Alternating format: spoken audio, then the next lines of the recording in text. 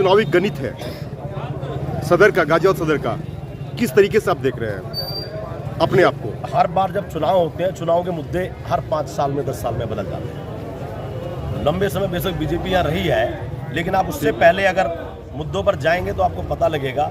तेजा सिंह जी यहाँ पर 3 बार विधायक रहे हैं, सुरेंद्र गोयल जी भी यहाँ पर विधायक रहे हैं, चेयरमैन रहे हैं यहाँ हिसाब, और सुरेंद्र मुन्नी जी भी हमारे बीच में आपने देखा होगा वो भी रहे हैं, प्यारेलाल जी भी रहे हैं। तो ये सीट कोई गढ़ भारतीय जनता पार्टी गढ़ नहीं है, ये मिथ्या मात्र है। ये लोगों को मिसगाइड करने का एक मैं कहूँगा एक फॉर्मूला इन्होंने बनाया हुआ है।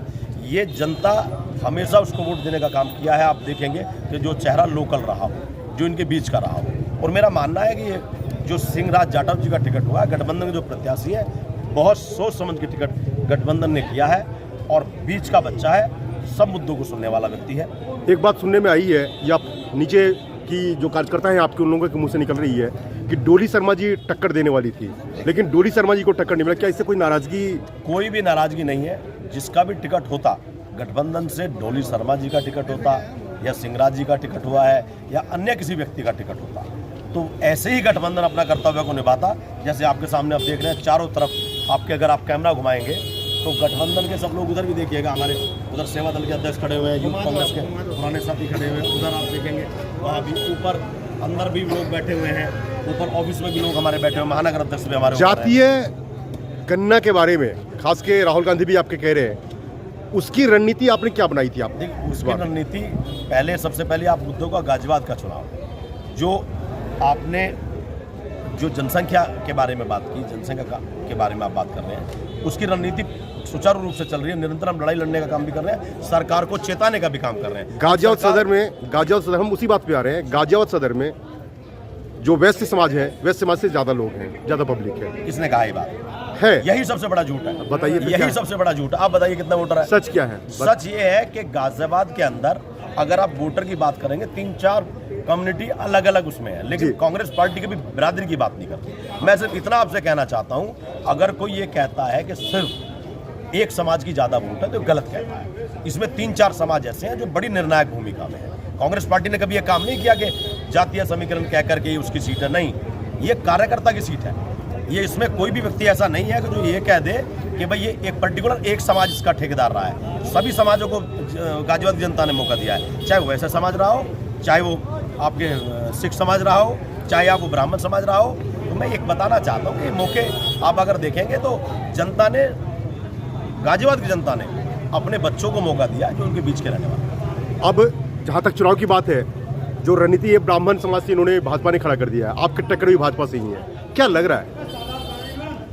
रिजल्ट बिल्कुल साफ लग रहा है कि जैसे 13 में से 11 सीट जीते थे, ऐसे ही 9 में से 8 सीट जीतने वाले हैं। बिल्कुल समीकरण। अच्छा, 9 में से 8 जीतेंगे, लेकिन 9 में से ये 9वां हारने वाले कौन से? हारने वाले की बात सब लोग पूछते हैं, आप जीतने वाले की नहीं पूछते। मैं एक बात बता दूं, ये इसलिए कि आदमी को हम बीजेपी की तरह, ये नहीं है कि कुछ भी मुंह से बोल दिया। 400% बोल 400 सीट का 100% का चैलेंज करने का यानी कि भगवान है। जैसे आपको देखना होगा तो 400 सीट का नारा दिया और औंधे मुंह गिरे और आईना जनता ने दिखाने का काम किया। तो उपचुनाव में क्या लग रहा है आपको? क्या लग रहा है उपचुनाव में क्या स्थिति होगी? जिससे भी टक्कर होगी, हमारे प्रत्याशी से टक्कर है, पीडी के गठबंधन से टक्कर है। पीडी के गठबंधन से टक्कर है, तो क्या लग रहा है? पीडी के गठबंधन से हमारी कोई टक्कर नहीं है, जिसकी टक्कर है हमसे है। आपसे टक्कर है। भाई साहब, क्या लगता है जो इस बार का चुनाव है, उपचुनाव में कितने वोटों से जीत पाएंगे आप? परसेंटेज जो भाजपा ने कभी उम्मीद भी ना करी होगी। नहीं, उम्मीद की तो बात छोड़ दीजिए, एक आंकड़ा कुछ ना कुछ तो बनाया होगा। हम बीजेपी की तरह पहले से ही चीजों को हैंग करके नहीं बता सकते। अच्छा, हैंग नहीं होगा। जनता के बीच में जब हम घूमेंगे तो ये जब आप सवाल पूछेंगे तो जिस दिन बटन जनता दबा देगी, ये उसके बाद पता लगता है कि किस क्षेत्र में कितनी। अच्छा, ये पहले से भविष्यवाणी या तो माननीय प्रधानमंत्री जी कर सकते हैं, ये कांग्रेस पार्टी का गठबंधन का सिपाही या किसी भी हमारा गठबंधन का कोई भी व्यक्ति, ये हम पहले से ही हम भविष्यवाणी कम करते हैं। हम जनता में ज्यादा विश्वास रखते हैं। उपचुनाव में, इस बार के उपचुनाव में कोई ईवीएम का मुद्दा तो फिर नहीं उठेगा? बिल्कुल है, ईवीएम का मुद्दा अपनी जगह पे है और ईवीएम का की चुनौती से लड़ते हुए भी हम जो है इस सीट को हासिल करेंगे। गठबंधन। क्या नाम हुआ आपका? पहले नाम बताएं। मेरा नाम अमन शर्मा है। अमन शर्मा, क्या पद है आपका? जी, मेरा जिला सचिव है और अध्यक्ष जी। अमन जी होने के साथ मेरा अमन जी हमारे अध्यक्ष जी हैं। आपने ईवीएम के बारे में बताया, क्या है ईवीएम का? है क्या matter? EVM every vote Modi है। जी? इसका जो ये ईवीएम का मतलब है एवरी वोट मोदी।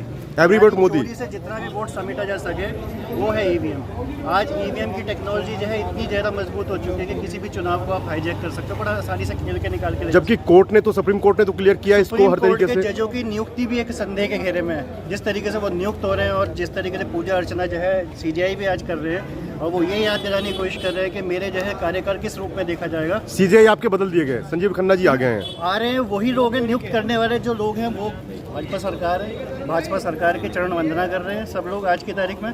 तो जो संस्थाएं हैं वो आज हाईजैक है, तो संस्थाओं से भी लड़ाई है और जो है बीजेपी से भी लड़ाई है, आरएसएस से भी लड़ाई है, हर चीज से मिलकर लड़ाई है। संघ से भी और जो हमारा पीढ़ी है उत्तर प्रदेश में ये लोकसभा के चुनाव में ऐसी इनकी जमानत जब्त होगी इस बार उत्तर प्रदेश के सारे सुपड़ा साफ कर देगी, सुपड़ा साफ करेंगे। सुपड़ा साफ कर देंगे हम। भाई साहब पहले तो अपना नाम बताएं। यही है। डॉक्टर नरेंद्र कुमार होता है, मैं बता रहा हूँ साहब, सैकड़ों नेता पूरा मुख्यमंत्री बुला लो, किसी को बुलवा लो, ये जूते पहन के भागेंगे बीजेपी कार्यालय में सारे के सारे लोग जी। उत्तर प्रदेश मेरा में। नाम डॉक्टर नरेंद्र कुमार शर्मा है, मैं जिला कांग्रेस कमेटी में उपाध्यक्ष के पद पर। जी, क्या कहेंगे इस उपचुनाव के बारे में? जैसे कि युवाओं में देखेंगे कि जोश तो है लेकिन आक्रोश भी है। जोश के साथ आक्रोश क्यों है?